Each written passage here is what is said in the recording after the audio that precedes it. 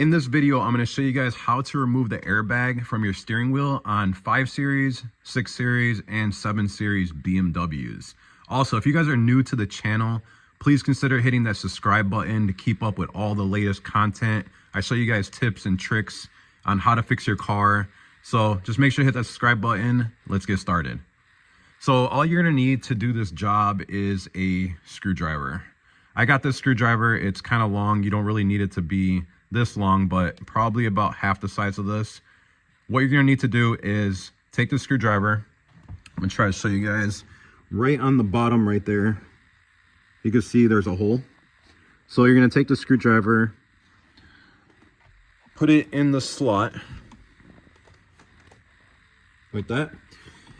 And once you got it in there, all you're going to need to do is push down on the top part of the airbag right here. I'm trying to do this while holding the camera, but basically you're going to push down on the top part, and you're just going to take the screwdriver and you're just going to push it back and forth like this until the bottom releases.